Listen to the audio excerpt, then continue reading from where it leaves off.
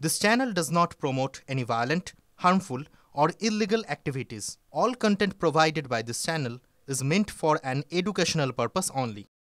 লাঠি লাঠি এবং মামলা এবং হামলা সবকিছুর হিসেব আমরা লিখে রাখছি। চিন্তা নেই, সুদে আসলে ফেরত দেওয়া হবে।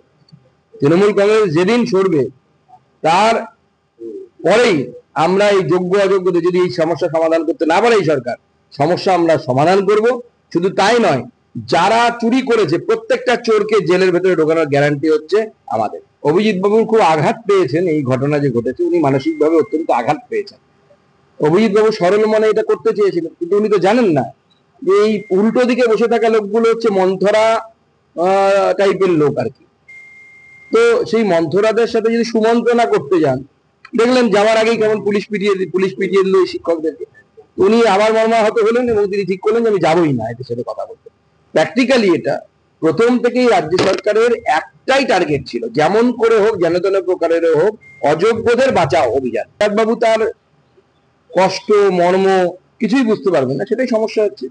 ফিরাজ সাহেব যদি নিজে পরীক্ষা দিয়ে কোনো চাকরি পেতেন তাহলে সেই চাকরির মর্মটা বুঝতে পারতেন।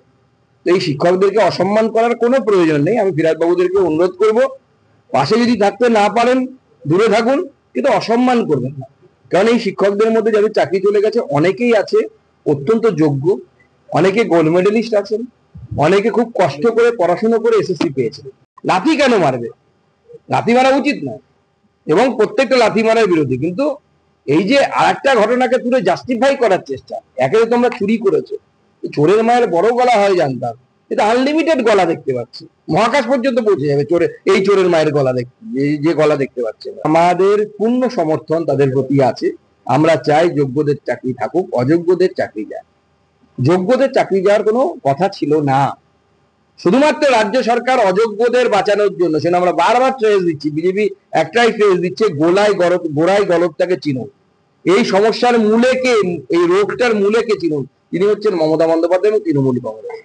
এই দুটো ভাইরাস বা একটা ভাইরাস বা দুটো ভাইরাস যাই বলুন না কেন, এর যদি না যায় আগামী দিনে পশ্চিমবঙ্গে কোনো আগামী দিনে যদি মামলা হয় প্রত্যেকটা রিক্রুটমেন্টে এই ধরনের ঘটনা ঘটবে। আমাদের কাছে তথ্য প্রমাণ আসছে আস্তে আস্তে।